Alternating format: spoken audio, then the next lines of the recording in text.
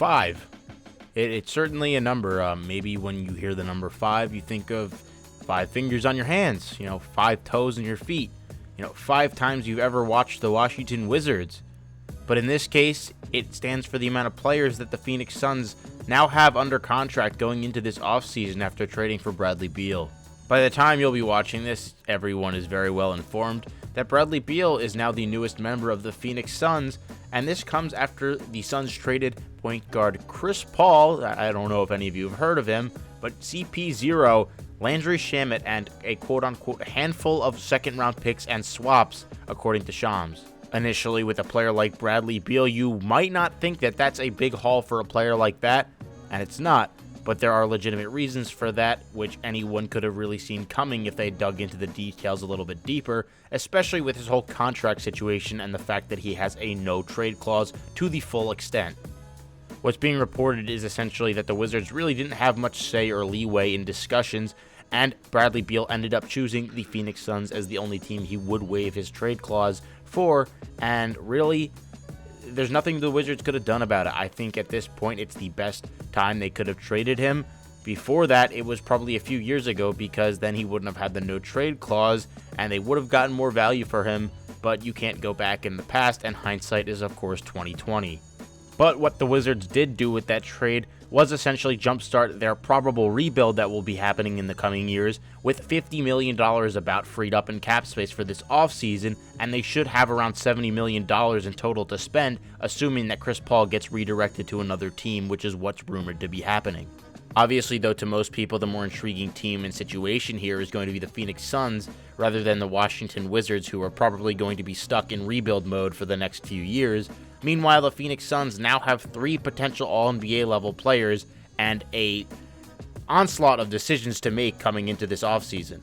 Cameron Payne, Bradley Beal, Devin Booker, Kevin Durant, and DeAndre Ayton, essentially one starting 5, is all they have signed now going into next season, so they're going to have to fill out every single other piece of their roster now off veteran minimums, which isn't oftentimes you find a bunch of gems in one season. We've seen this problem happen with the Lakers now for a few seasons. It's definitely a problem, and I don't think that Phoenix has everything solved just because they added another all-star level talent.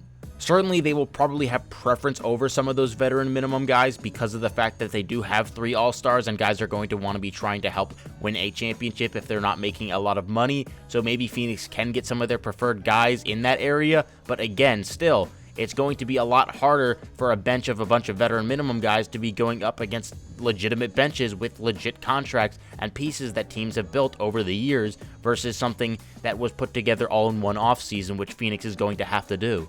Not even worrying about just the depth, I think the fit here of these 3-star players is also very questionable, as they're all go-to scorers, and scoring is the best asset of all 3 of their games. All 3 of Beal, Durant, and Booker had at least a 29% usage rate last season, which is obviously they played on different teams for part of the season. Durant was on the Nets, and then Beal obviously with Washington all year, but that's still reflective of their games. They're 3 very ball-dominant scorers, so it's going to be an adjustment regardless for how Durant and Booker fit well last season.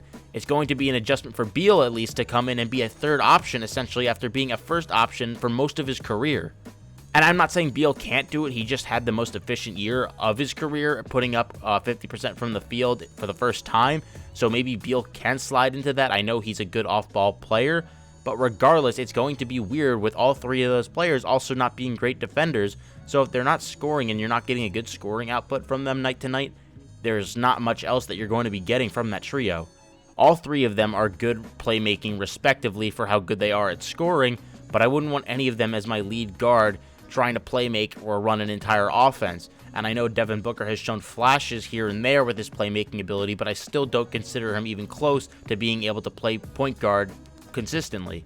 This is now going to be Booker's real first season playing at that superstar level that he's kind of earned his respect at without Chris Paul, but in 26 games without Chris Paul since the 2020-2021 season, he's averaged 29 points, 6.8 assists, and only 2.5 turnovers. So I'm not saying that his ability to play make and lead isn't there, but again, it's just going to be hard with this team not really being able to go out there and sign a legitimate point guard with the money that they have. I had a few point guards listed that I'd like to see Phoenix possibly try to go after with their minimums. Derrick Rose is maybe a guy they could take a flyer on, even though I'm really not sure how much he has left on the tank. It can't hurt at least to have another good veteran presence at the very least on the end of the bench if, for God forbid, he becomes unplayable. Also, maybe a Reggie Jackson. Dennis Smith Jr. is actually one I really like. He had a super solid season with Charlotte. He's not a very good shooter, but he's turned his defense up a notch and was actually a very solid playmaker and had one of the better assist-to-turnover ratios in the league last year with Charlotte. So maybe at a veteran's minimum, he's going to be an unrestricted free agent. He can slide in there as a starting or backup point guard, not having to do much other than handle the ball.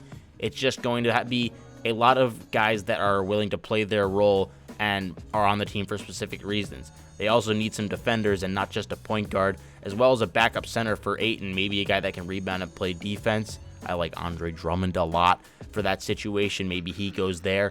I don't know. There's a couple guys out there in free agency that they could go after with these veteran minimums, but I don't know how they're going to manage to get all the guys they want, especially with the fact that not all of these guys that are potentially listed as getting veteran minimums are going to get that little money. Some of these guys are going to be offered a little more by other teams that probably accept them. So Phoenix has a lot of if, ands, or buts waiting. So the question of are they a better team right now than they were last season? Regardless of who they fill out on their bench, I say probably, because just adding a talent like Bradley Beal should make you better. But last season was kind of the same problem is why they lost to the Nuggets. They didn't have the depth or the other pieces around Devin Booker and KD to get the job done, and I think that's going to be a lot of what it comes down to again with the playoffs. That's just how we've seen it go time and time again. You need depth to win in a 7-game series. I thought the best route for Phoenix to go would have been, again, maybe getting rid of Chris Paul still, trading him, try to dump his salary, buying him out, whatever, and then going out and getting some depth pieces and just building a solid team around Booker and KD, whatever would fit their kind of play styles. But I guess they're going for the star-loaded team and quote-unquote super team rather than just building a well-constructed roster. Regardless, Phoenix has completely blown up their entire future other than Devin Booker in the past 2 years. So if they don't win a championship in the next year or two with this core, it's clearly a failure, and I'm really not going to have them as title favorites yet, especially without seeing the rest of what their roster is going to look like after they sign some veteran minimums this offseason. And then Washington, again, we can go back to them for a second. I think it's cool. It's whatever. They're going to rebuild. It'll be interesting to see what happens with Porzingis and Kuzma. I bet Porzingis probably opts into his $36 million player option and then seeks a trade potentially through that.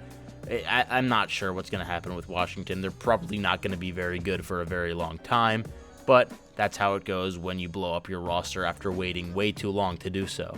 And that's pretty much going to wrap it up for this video. I just wanted to talk about this trade because I've seen obviously a ton about it as of late, and I wanted to give my own take on it.